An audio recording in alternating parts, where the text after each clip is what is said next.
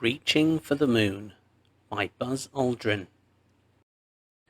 The name my parents gave me was Edwin Eugene, but the name my sister gave me was the one that would stay with me all my life.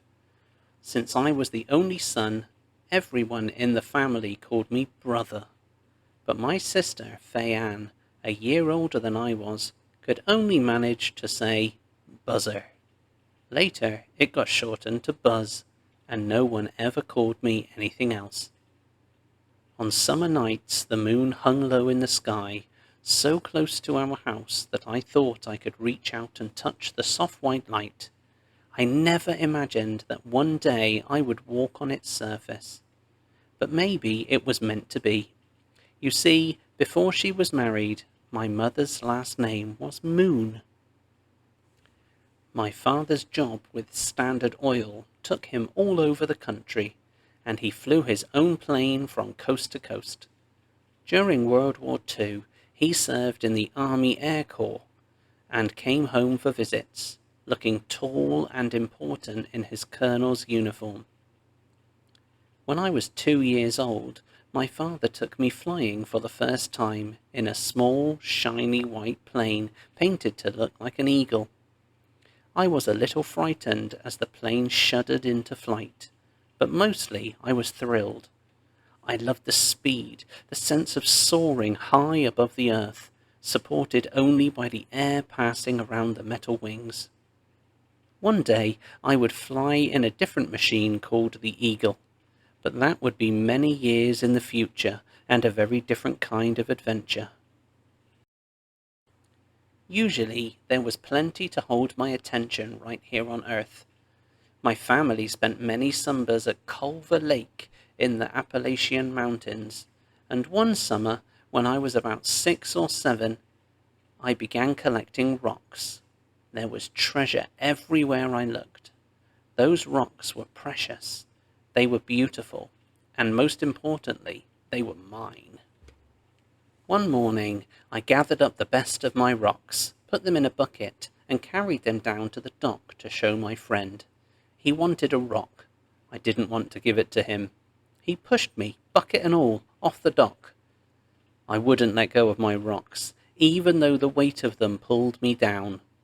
The light at the surface slowly drifted away. When my friend's father pulled me out, I still had my arms wrapped around the bucket. I knew that if something was important to you, you had to hold on. Determination, strength, independence. Those were the qualities I worshipped in my favorite movie hero, the Lone Ranger. I went to the movies every Saturday, and sometimes I even snuck in through the fire escape when I didn't have the money to buy a ticket. I felt just like the Lone Ranger the day I set off to ride my bike across the George Washington Bridge to New York City. 10 years old, I pedaled 20 miles down unfamiliar roads and busy streets, past neighbors and strangers, out into the unknown. Just like the Lone Ranger, I didn't need help from anyone.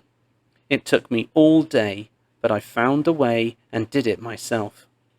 Almost every day I played some kind of sport, from swimming to high school track to pick-up games of football in the park across the street.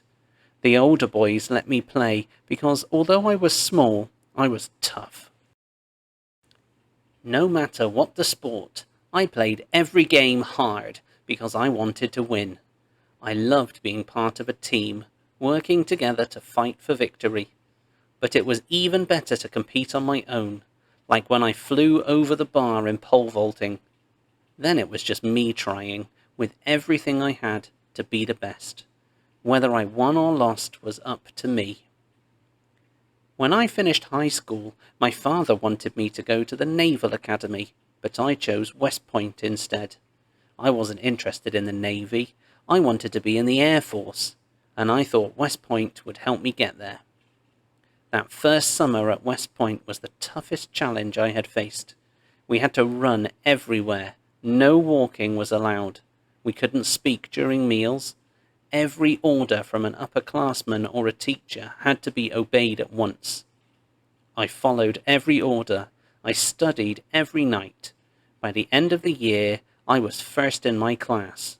By the end of 4 years, I had the grades to do whatever I wanted, and what I wanted more than anything was to fly.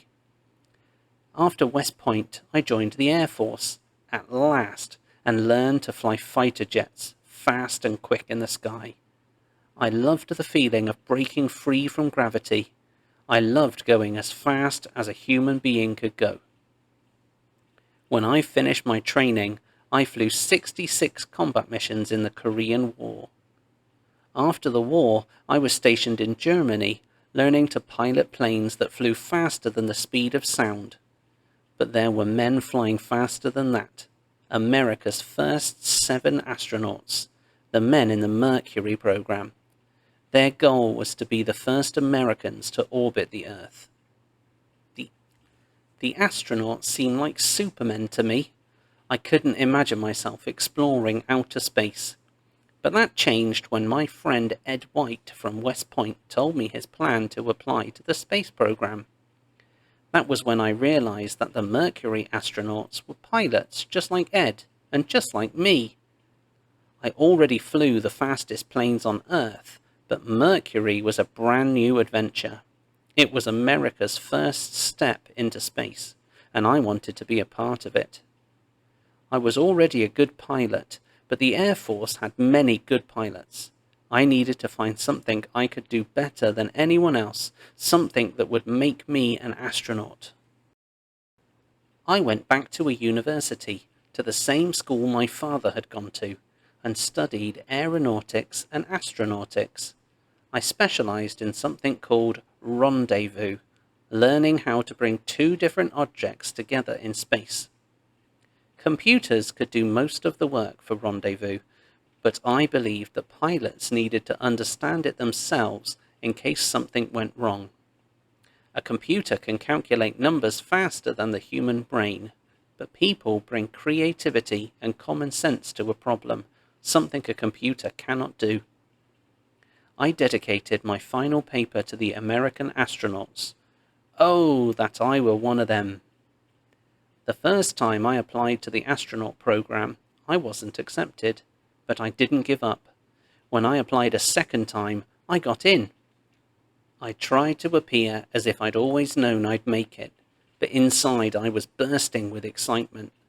I was already a pilot and a scientist. Now I was an astronaut as well. Along with the other men in the space program, I studied computers and instruments, what went right and what went wrong on previous spaceflight, and how to survive in the wilderness if my spacecraft crashed returning to Earth. We also had to learn to move in the weightlessness of space. The others trained with a system of ropes and pulleys, but I thought training underwater would work much better. I spent hours in the pool tethered to an airline. The simplest movements, turning a handle, tightening a screw, had to be practiced over and over again. My first spaceflight was on board Gemini 12. My mission, along with my fellow astronaut Jim Lovell, was to orbit the Earth and to practice rendezvous techniques with another vehicle in space. Once the spacecraft was in orbit, I put on my spacesuit, opened the hatch, and drifted out into space. Only a thin cord connected me to Gemini as we circled the Earth at 17,500 miles per hour, 5 miles every second. It took us less than 2 hours to go all the way around the world. But the speed didn't seem real to me. I felt as if I were gently floating while the Earth spun beneath me. I could see the great curve of my home planet, the brown mass of Africa, night falling over the Indian Ocean, a shower of green meteors tumbling into the Australian desert. After Gemini 12, there was a new mission, Apollo. The goal of Apollo was to put humans on the moon. Many people thought it couldn't be done. They thought that the powerful rockets needed to go that far could never be built. They thought that computers could never do all the calculations. They thought that even if we did reach the moon, we would never be able to take off again to come home. But one by one, all the challenges were met. Neil Armstrong, Mike Collins, and I were next in line for a spaceflight, so we were chosen as the team for Apollo 11, the flight that would land on the moon. 3 years after my Gemini mission, I stood beside Apollo 11's Saturn V rocket. It was sunrise on July 16, 1969. Neil and Mike were already in their places on board. For a few moments I was alone. All my life I had struggled to learn, to compete, to succeed, so that I could be what I was in that one moment, an astronaut on a mission to the moon. I felt nothing but calm confidence. I was sure we would make it there and back. It was time for me to board. Neil, Mike, and I lay side by side on 3 couches, tightly strapped in.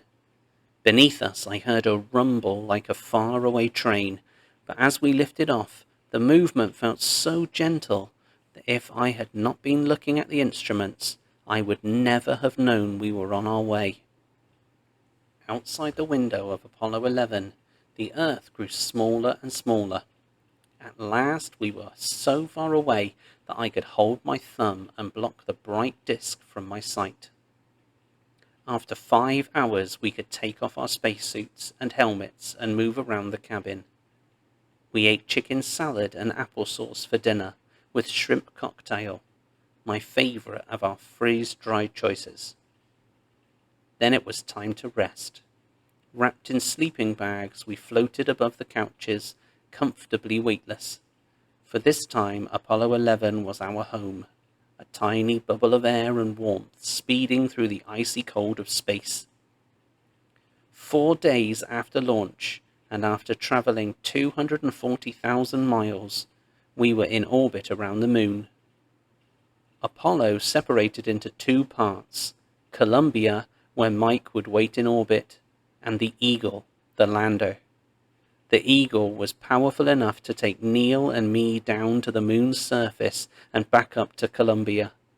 But its walls were so thin I could have punched a pencil through them if I had tried. The computer had chosen a spot for the Eagle to land, but through the window we could see that it was too rocky. We couldn't rely on the computer to land the Eagle safely. We would have to do it ourselves. Neil took control. I called out to let him know how far we were from the ground. 200 feet, 100, 40. By the time the Eagle landed, we had used up almost all our fuel with only 20 seconds left to spare. But we had made it. We were safely on the surface of the moon. I grinned at Neil. There was no need to say anything. We had work to do. Flight and spaceflight had always meant motion to me, but now the Eagle stood perfectly still. Neil and I put on our spacesuits. Neil climbed out first and descended Eagle's ladder to the moon's surface. Everyone listening back on Earth heard Neil's first words. That's one small step for man, one giant leap for mankind. I climbed down the ladder and joined Neil. There was no colour on the moon. A flat landscape of rocks and craters stretched in all directions. Everything was grey or white. The shadows and the sky above were as black as the blackest velvet I had ever seen. I exclaimed, "Magnificent desolation!" I could see Earth, our home, in the sky overhead. Blue water, white clouds, and brown land. I could see the continents, and I knew that they were younger than the moon dust in which Neil and I were now leaving our footprints. I took out the American flag from the compartment where it was stored. Neil and I could force the pole only a few inches into the moon's soil. I knew that more than 500 million people back on Earth were watching on television, and I worried that the flag would sag or tip. But when we took our hands away, it stood straight. I snapped off a crisp salute, just as I was taught at West Point. We moved quickly on to other tasks. I became a rock collector again, gathering samples for study back on Earth. Still, I remember that brief moment perfectly, so many years later. I remember the pride I felt and how I imagined the pride of every American on Earth. Neil and I set up a plaque that would remain on the surface of the moon with the simple words, "Here men from the planet Earth first set foot upon the moon, July 1969 AD. We came in peace for all mankind."